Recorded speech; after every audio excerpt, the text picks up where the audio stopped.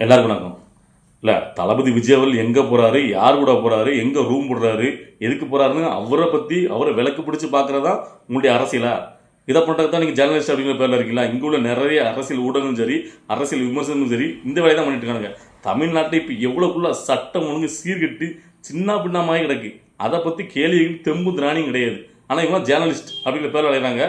சரி, அவங்க தான் அப்படி இருக்காங்கன்னு தமிழை வச்சுக்கிறத சேர்ந்த நிர்வாகிகள் கூட அடுத்த கட்டத்துக்கு அரசியல் கொண்டு போகணும்னா அரசியல் முன்னெடுப்பில் மக்கள் களத்தில் நிற்க வேண்டாமா? களத்தில் வந்து பார்த்தீங்கன்னா எவ்வளோ பிரச்சனைகள். இப்போ இன்னைக்கு 2-3 விஷயங்கள் நான் பார்த்தேன். ரொம்ப துயரமான விஷயங்கள். சட்டம் ஒழுங்கு அந்த அளவுக்கு சீர்கெட்டு போயிருக்கு. ஸோ அப்படின்னா இந்த நேரத்தில் மக்கள்னு இந்த அரசை எதிர்த்து கேள்வி கேட்க வேண்டாமா? ஆனால் ஒரு கேள்வியும் கேட்டமே தெரியல. அப்படியே சைலண்ட் மோடில் தமிழை வச்சுக்கிறது ஆஃப் ஆகி கிடக்கு. தளபதி விஜய் பற்றி பார்த்தீங்கன்னா அம்பேத்கர் அந்த புத்தக வீட்டில் வந்து ஸ்பீச் பண்ணார்ல, அதுக்கப்புறம் 2-3 நாளுக்கு ஸ்பீச். அதுக்கப்புறம் இப்போ அம்பேத்கரை பற்றி அமித்ஷா அவர்கள் பேசினார்ல, அந்த டைமில் ஒரு தளபதி ஒரு ட்வீட் போட்டார். அப்போ அந்த கழக நிர்வாகிகள் வந்து பார்த்தீங்கன்னா அமித்ஷா வந்து ட்வீட் போட்டாங்க. அவ்வளோதான். இந்த சட்டம் ஒழுங்கு மக்களுக்கு வந்து என்ன பிரச்சனை நடந்துட்டு இருக்கு, இதை எதிர்த்து நம்ம இந்த அரசாங்கத்தை எதிர்த்து கேள்வி வைப்போம் அப்படிங்கிற அரசியலை பண்ண மாதிரியே தெரியல. ஃபுல்லாக சைலண்ட் மோடில் அந்த மாதிரி தான் இருக்குது. இதை பார்த்துட்டு தான் நம்ம இதை பற்றி பேசணும். அதாவது இன்னைக்கு 2-3 வீடியோக்களை பார்த்தேன். அதை பற்றி உங்கள்கிட்ட பேசணும். என்னாச்சு, ஏன் தமிழை வச்சுக்கலாம் இப்படி சைலண்ட் மோடில் இருக்குது? தலைமை வந்து பார்த்தீங்கன்னா ஏன் வந்து அடுத்த கட்டமாக அரசியல் நகர்த்தி கொண்டு போட்டுருக்காங்க, களத்தில் இறங்கின மாதிரி இல்லையே? ஸோ அதை பற்றி பேசணும்னு நினச்சேன். அதாவது முதல்ல திருச்சியில் வந்து பார்த்தீங்கன்னா ஒரு மின்வாரிய ஊழியர், ஒரு எலக்ட்ரிஷியன், அவருக்கு வந்து 2 பெண் குழந்தைகள். எலக்ட்ரிஷியன் வந்து பார்த்தீங்கன்னா மின்கம்பத்தில் ஏறி வேலை பார்க்குறாரு.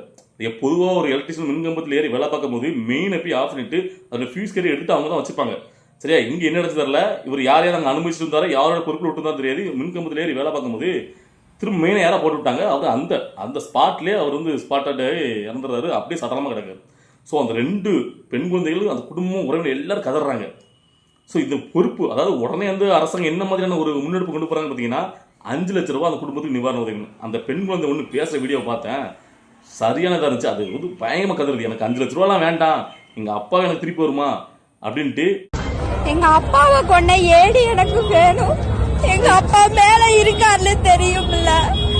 மெயினா ஆஃப் பண்ணிட்டதால சொல்லி எங்க அப்பா மேல ஏறிட்டாரு. எப்படி கரண்ட் அடிச்சு எங்க அப்பா செத்து போனாரு. அடிச்சாலே செத்துட்டாரு எங்க அப்பா. எங்க அப்பா மேல போயிட்டாரு. என்னை நினைச்சாரோ என்னமோ தெரியல. என் தங்கச்சிய கலெக்டர் படிக்க வைக்கிறேன்னு, என்னைய நர்ஸ் படிக்க வைக்கிறேன்னு, என்னைய இங்கிலீஷ் மீடியத்துல படிக்க வச்சாரு. என்னதான் கஷ்டப்பட்டாலும் எத்தனையோ மரபுல ஏறி இறங்கி இருக்காரு. இங்க இருந்து மதுரை போயிருக்காரு, ஒடிசா போயிருக்காரு.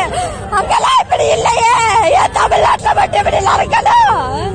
சாதாரண கூலியால சொல்லி எங்க அப்பாவை கொண்டு விட்டாங்களே. ஒரு கேப்ப ஒரு கை கிளவுஸ் கொடுத்துருக்கலாமே. எத்தனை வர ஏறி இருக்காரு. 50 அடி உயரம். 2 மணி நேரம் எங்க அப்பா உசுராத கரண்டில எரிச்சு போச்சு. எங்க அப்பாவுக்கு தலை இல்ல, கால் இல்ல, தோல் இல்ல. எங்க அப்பாவை தொட்டு அலையறதுக்கு என்னால முடியலையே. இந்த கவர்மெண்டியா அப்பாவோட உசுருக்க வேலை பேசுது.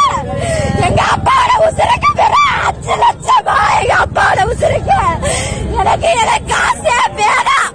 எங்க அப்பா கொண்ட அந்த அவளை நீங்க செய்யல போறோம். எவ்வளவுக்குள்ள ஒரு கவனக்குறைவு, எவ்வளவுக்குள்ள ஒரு அஜாக்கிரதை. இப்போ இதுக்கெல்லாம் வந்து காரணமான அதுக்கு மேலதியில் கைது பண்ணணுமா வேண்டாமா? உடனே கொண்டு போய் ஒரு 5 லட்சத்தை கொடுத்து சரி கட்டினா போதுமா? அந்த 5 லட்சம் உடனேலாம் போல. இந்த இடத்துல 5 லட்சமா 10 லட்சமா நான் ஏன் கேட்டேன்னா, கள்ளக்குறிச்சியில் தானோ இதனமா திமுரு எடுத்து போய், கொழுப்பு எடுத்து போய், அதாவது குடும்பத்தை பற்றியோ, அதாவது மனைவி குழந்தைகளும் யாரை பற்றியும் கவலைப்படாமல் கள்ளச்சாராயம் குடிச்சு இறந்தவங்க குடும்பத்துக்கு உடனடியாக பார்த்தீங்கன்னா 10 லட்ச ரூபா அறிவிச்சாங்க. உடனே ஸ்பாட்டுக்கே போய் கொடுக்குற மாதிரி அது சீக்கிரமாக போயிடுது. ஆனால் இந்த மாதிரி ஒரு அஜாக்கிரதையால் ஒரு கவர்மெண்ட்டு வேலை பார்க்குற ஒருத்தர் மின்கம்பத்தில் இருக்கும்போது இந்த மாதிரி கவனக்குறைவால் இறந்தாங்கன்னா உடனே அவங்களுக்கு 5 லட்ச ரூபாயா? ஸோ இப்போ இந்த இடத்த தமிழை வச்சுக்கலாம் வந்து பார்த்தீங்கன்னா அழகாக இதை யூஸ் பண்ணுமா வேண்டாமா? கண்டிப்பான முறையில் இதை யூஸ் பண்ணி இதை வந்து பார்த்தீங்கன்னா இது மக்களுக்கு ஆதரவாக அந்த இடத்துல போய் நின்று இதுக்கு எதிராக அரசாங்கத்தை வந்து கேள்வி கேட்கணும். அந்த இடத்துல போயிருக்கணும். ஆனால் அந்த இடத்துல போக மாட்டேங்கிறாங்க. அதாவது தளபதி விஜய்ல நேரடியாக நான் வரணும்னு சொல்ல மாட்டேன். அதுக்கு வர நிறைய சிரமங்களுக்கு நம்மளுக்கு தெரியும். அது அடுத்த கட்டமாக நடக்கும். ரொம்ப நாள் அப்படி இருக்க முடியாது. அவர் அடுத்த வருவார், நேரடியாக வருவார் களத்துக்கு. ஆனால் அங்கே உள்ள திருச்சியில் உள்ள தமிழை வச்சுக்கிறது நிர்வாகிகள் இந்த இடத்துக்கு போயிருக்க வேண்டாமா? அந்த மக்களோட மக்களாக இந்த அரசாங்கத்தை எடுத்து கேள்வி கேட்டு அங்கே ஒரு இந்த மாதிரி நேரத்தில் தான் அரசியல் நல்லா பண்ணும். இதே திமுக வந்து இருந்துச்சு எதிர்கட்சியாக இருந்துன்னா நேரத்தில் பலகா செய்வாங்க. இப்போ அதிமுக செய்கிறாங்க செய்யணும் விடுங்க. அது வந்து பார்த்தீங்கன்னா யாருமே உள்கட்சி பூசல. இது ஒரு எதிர்கட்சியாக யாரும் மதிக்கல. அதிமுக அப்படி போயிட்டு இருக்கு. அழகாக யூஸ் பண்ணிக்கலாமே. தமிழை வச்சு கழகம். ஏன்னா தமிழை வச்சு தலைவர் தளபதி விஜய் அவர்ல ஒரு கல்யாணத்துக்கு போனதையே எடுத்து வச்சு பயங்கரமா இங்க வந்து அரசியல் பண்ணாங்கன்னா சரி, நீங்க அங்க கலக்கு தான் போல. இந்த நியூஸ் தெரிஞ்ச உடனே தமிழை வச்சு கலந்து சேர்ந்த அதிகார செய்தி தொடர்பு எத்தனை பேர் இருப்பீங்க, அந்த இடத்துல எத்தனை பேர் நியூஸை போட்டீங்க, எத்தனை பேர் பார்த்தீங்கன்னா அதை மக்களே கொண்டு சேர்க்குறீங்க. அதெல்லாம் பண்றதே கிடையாது. நான் தமிழை கட்சி சேர்ந்தா உடனே ட்வீட் போடுறாங்க, இருமலம் கார்த்திக் உடனே அடுத்த நிமிஷமே ட்வீட் போடுறாரு. அப்ப ஆக்டிவாவே இல்லையா தமிழை வச்சு கலத்துல ஆக்டிவிங்க அப்படின்னு என்னுடைய கேள்வி. இதுக்கப்புறம் இன்னொரு நியூஸ் இருக்கு. அதாவது கேட்டீங்கன்னா, நெல்லையில் இன்னைக்கு காலையில் திருநெல்வேலியில் 4 பேர் சேர்ந்து ஒருத்தரை நீதிமன்ற வளாகத்திலே வெட்டி கொலை செய்கிறாங்க. காவல்துறை 30-40 பேர் இருக்காங்கன்னா, அவங்க பார்த்துட்டே நிற்காங்கன்னா, எதுவுமே போய் யாரும் தடுக்க போலையா, பயப்படுறாங்க. அங்குள்ள தைரியமான கார்த்திக் தம்பானுங்கிற அந்த வக்கீல் ஒருத்தர் பிடிச்சி கொடுத்துருக்காரு அவங்க சேர்ந்து. ஸோ அவருக்கு நம்ம மட்டும் சல்யூட் பண்ணுறோம். இன்னைக்கு காலையில் சுமார் ஒரு 10 மணி அளவில் திருநெல்வேலி ஒருங்கிணைந்த மாவட்ட நீதிமன்றத்தினுடைய மெயின் கேட்டு முன்னாடி ஒரு நபர் ஒரு 4-5 நபரால வெட்டி கொல்லப்படுறாரு. சம்பவத்திலிருந்து மிக அருகில ஒரு 10 அடி கூட தொலைவில் இருக்க 30-35 போலீஸ் நிக்கிறாங்க. இது எல்லாத்தையும் வேடிக்கை பாக்குறாங்க. மிகப்பெரிய கொடுமை. மனிதனையும் எந்த அளவு செத்து கிடக்குன்னு பாருங்க. ஒரு போலீஸாலேயே தடுக்க முடியல, பப்ளிக் எப்படி வருவான்? அதுல ஒருத்தன் ஓடி வரான். அந்த 4 பேத்துல ஒருத்தன் அந்த காமராஜ் நகர்ல ஓடி வரோம். வழக்கறிஞர்களாகிய நாங்க 2 பேர் பிடிச்சு கொடுக்குறோம். இல்லாட்டனா அவனு இன்னைக்கு எஸ்கேப். அவங்க வந்த கார் அன்னபூர்ணா முன்னாடி அங்கிருந்து கிளம்பி நேர கிழக்க பார்க்க போகுது. காரை நாங்க எடுத்து மறிக்கிறேன். போலீஸ் வாங்க, வேரிஸ் ஒரு வெப்பனை கொண்டுட்டு வாங்க, கன் எடுத்துட்டு வாங்க. எல்லா போலீஸும் சடனா ஸ்டன் ஆகி நிக்காங்க, யாருமே வரல. பப்ளிக்ல ஒருத்தனை வெட்டிட்டு 4 பேரு அசால்ட்டா போறான்.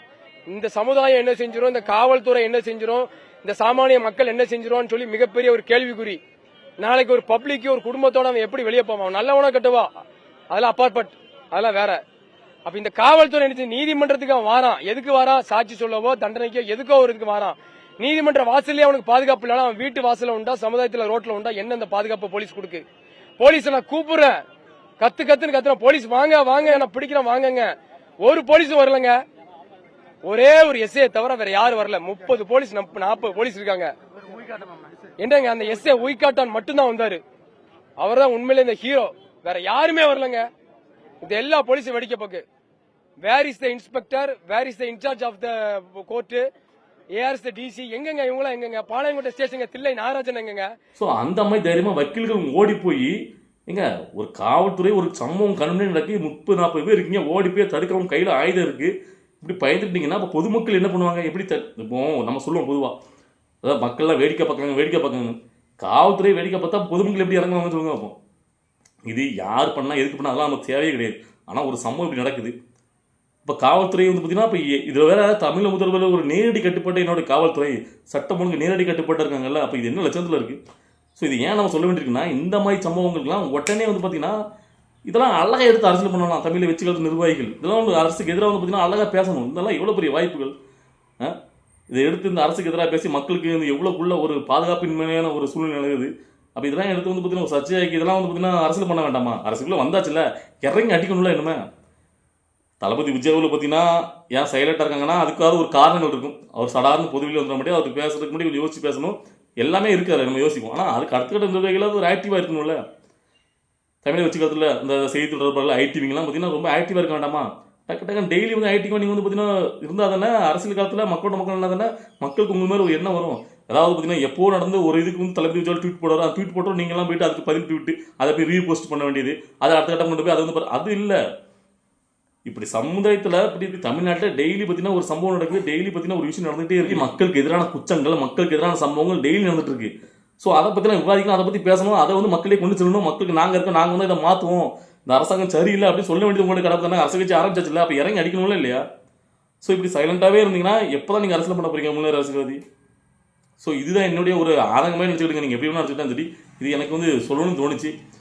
ஸோ அதுக்காக இந்த பதிவு. ஸோ இந்த பதிவை பார்த்துட்டு இருக்க தோழர்கள் உங்களுடைய கருத்து என்ன? அதாவது இப்போ தமிழை வச்சுக்கலகம் ஒரு சைலண்ட் மோடில் இருக்காங்க, அது உங்களுக்கு தெரியா இல்லையா? அதாவது அதிமுக இதை பேசுறது நம்ம என்ன பண்ண போகிறோம் மக்களுக்கு? ஏன்னா நம்ம இப்போ ஜெயிக்கணும்னா இப்போ அதுக்குண்டான படிகளை பண்ணி ஆகணும் இல்லையா?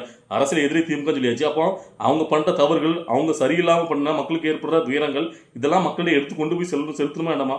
இதெல்லாம் மக்களை கொண்டு போய் சேர்க்கணுமா வேண்டாமா?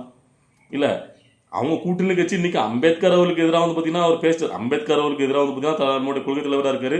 அவருக்கு எதிராக பார்த்தீங்கன்னா அமித்ஷா பேசுறதுக்காண்டி தளபதி விஜய் பார்த்தீங்கன்னா கண்டனம் தெரிவிச்சிட்டாரு. அதுக்கு அது முடிஞ்சு போச்சு. அதுக்கப்புறம் மக்களுக்கு என்ன பிரச்சனை? மக்களுக்கான பிரச்சனை போய் நில்லுங்க. ஸோ அதை நிற்க தவறுனால தான் நம்ம அதை பற்றி பேச வேண்டியிருக்கு. இதை பார்க்கும்போது உங்களுக்கு என்ன தோணுது? நான் பேசுறது சரியா தவிர எதாக இருந்தாலும் கமெண்ட்ல பதிவு பண்ணுங்க. பாய்.